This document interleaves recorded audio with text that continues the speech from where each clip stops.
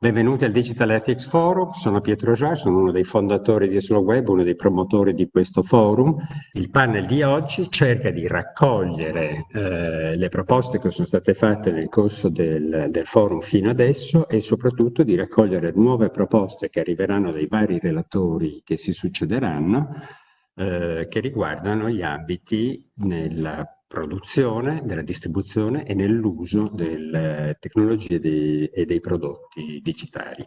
So, let me introduce Benjamin. Benjamin is a professor at the University of Lausanne. He is an associate professor for digital innovation and design. And his speech today will focus on corporate digital responsibility. This word, this expression had never been used at Sloweb before a couple of years ago. But I'm very pleased, Benjamin, to report to you that yesterday, in more than a few situations, and this morning again, we mentioned the fact that digital education from workers in companies and new way of setting relationships with customers and so on, and in general the policies of corporations in the digital area have been topics of discussion. So this expression was mentioned, and I would like to know from you. The title of your speech will be on centrality of culture in corporate digital responsibility. But I think it would be very useful for our attendants to learn from you what's the situation of CDR across Europe, and particularly in Central Europe. Which are the groups, the universities, which you would recommend we follow. This morning we had the CEO of Synesthesia, Mr. Ronchi, which mentioned again how his company looks for partnerships, connection, and so on. So, welcome. You have your 8-10 minutes. Thank you very much, Pietro, and good afternoon, everyone. It's a pleasure to be here. Thank you very much for the opportunity to speak on the role of culture in the context of corporate digital responsibility. And I was very delighted when Pietro shared with me yesterday, as kind of a reflection on the first day, that this question of how do we really get responsible behavior into the workplace and shared among our employees, that is a theme that resonates with this year's Digital Ethics Forum so well. Before we get to some of the issues that Pietro raised, I thought it would be kind of prudent if we talk a little bit about what CDR is and what makes CDR special in comparison to corporate social responsibility, or CSR. Now, when we talk about CSR, traditionally we talk about a set of norms that organizations impose on themselves in order to be better corporate citizens. And this, having these norms has become even more important in recent years, because luckily corporations have recognized that it's not only about maximizing profits, but when we take this concept of the triple bottom line seriously, we not only have an economic responsibility as a corporation, but there is environmental and social responsibilities as well that need to be taken care of. Now, when we have multiple goals that we need to address at the same time, clearly what that results in is dilemmas, because I can focus on one goal at the expense of the other, or I have to invest considerable more effort to find a strategy to try and optimize multiple goals at the same time. That's the context that those CSR norms are so invaluable in, because what they are designed to do is they are designed to provide decisional guidance to all the individuals within a corporation. Whenever they face one of those decision challenges, these dilemmas, those norms are supposed to provide instructions, help them, reassure them that they're choosing the right, just, or good option, all those terms that we know from moral philosophy. Now, why is CSR in itself not sufficient in this day and age? This is kind of one of the core arguments that my co-authors and I are proposing in our paper, because we're saying that the digital, broadly kind of summarizing digital technologies and data, with their entrance into the workplace, into the corporate world, are creating new types of dilemmas in those three dimensions of economic, environmental, and social impact that existing CSR norms, based on relatively traditional and orthodox moral philosophies, often will struggle to really address. But for CSR to work, one of the key assumptions must be that it is as informative as possible to as many stakeholders as possible in as many contexts as possible. But if that's not true in the context of many of these kind of digitally inspired conundrums, then we argue that CSR traditional perspective is in need of an upgrade so that the organization has a chance to really develop a kind of moral operating system for the digital age.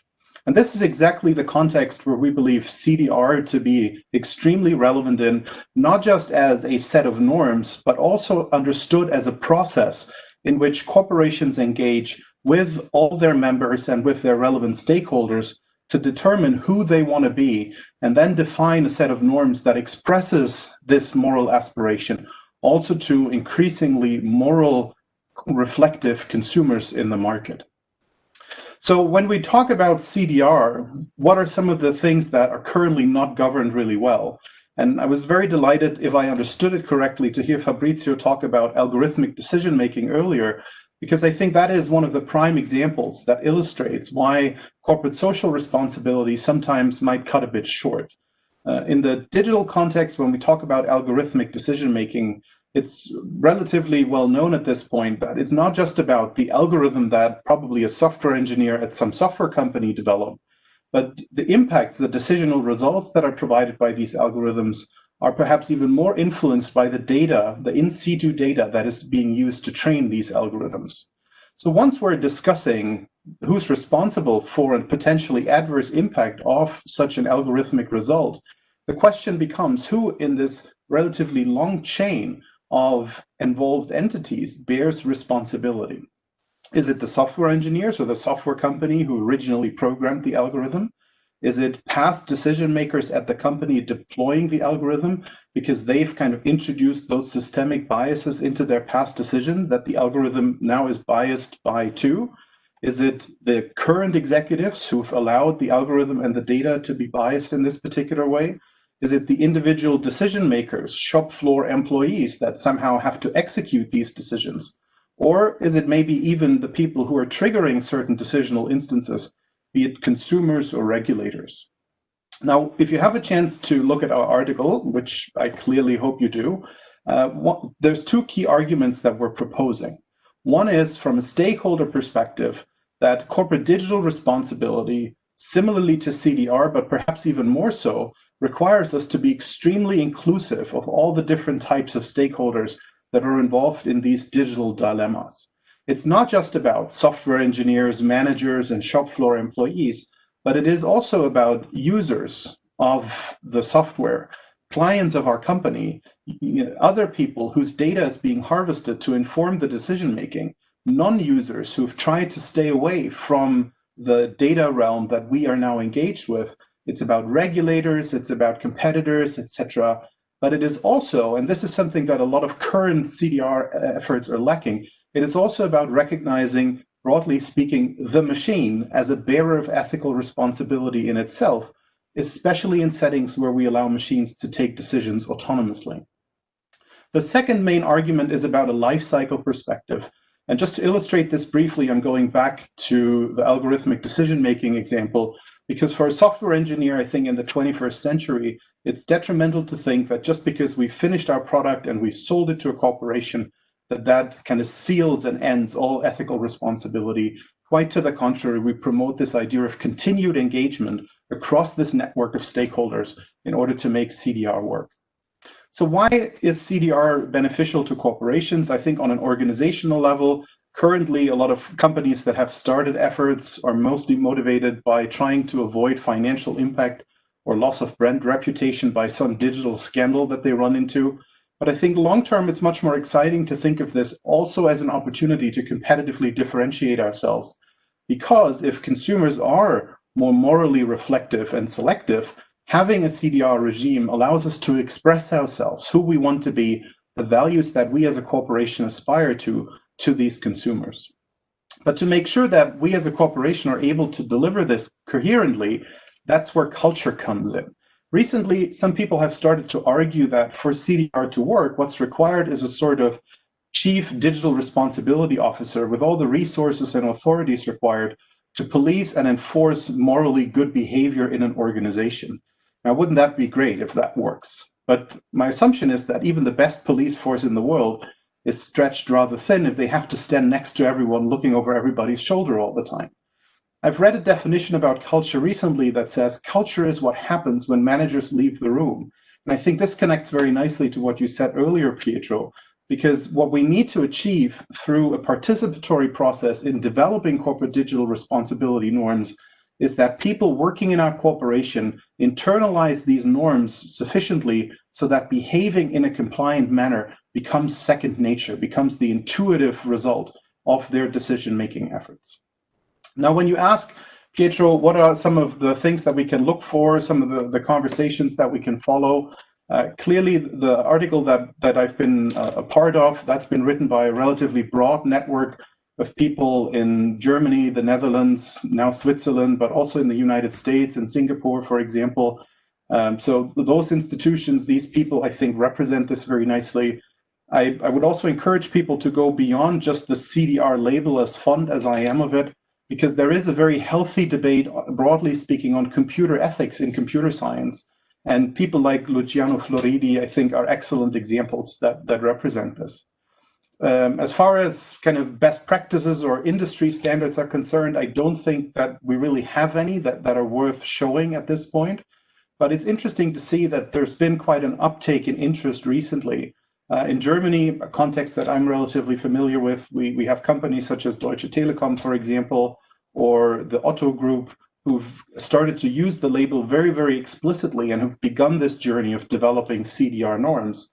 Whether or not this really results in this type of cultural transformation that I'm advertising, that is probably something that we'll have to see again in 5 or 8 years from now. But there are a lot of consultants, Accenture and Deloitte are good examples who've recently started recognizing the sales potential.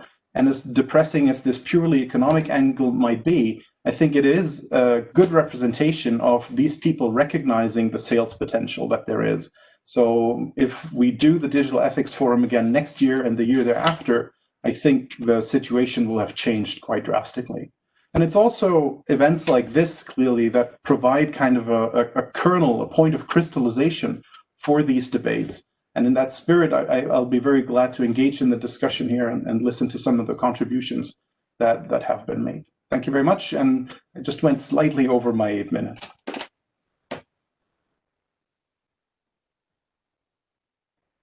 You need to unmute yourself. Yes, thank you. Exactly what agreed and what I think was useful for our attendance. I think we have someone from Atlanta, Georgia, Leah Volpe. Yes, we hope next year with the Digital Ethics Forums to be at the international level. So I'm sure that we might involve someone from the Netherlands and Germany. Because as you said, it is starting. There is a professor in business ethics in Milano who we invited, but he was not available for this forum. His name is Emilio Dorazio. I will try to connect him with you because I'm sure that he might be interested. And as you know, there is also a LinkedIn group on CDR. Interesting enough that 3 years ago on the web, CDR didn't have any findings. In essence, there was something from Accenture, as you said, management consultants trying to put their hat on the name. Leah, you're welcome to ask a question. We have 5 minutes. Oh, great. Hi. Greetings from Atlanta, Georgia. So my role in my corporation is I'm the Director of Global Corporate Communications, but I'm also very involved in our ESG journey. And I think my question for you, Benjamin, is, you know, when a lot of companies do a materiality analysis or start to explore what their, you know, the issues that are material to them as an organization from a risk perspective, trying to drive towards, you know, best practices in ESGs, do you see any trends in some of the frameworks that drive materiality analyses? So I'm thinking the UN.SGS, Global Reporting Index, S&P Global Ratings, for example, that are starting to include CDR or, you know, beyond just risk management in some of those frameworks?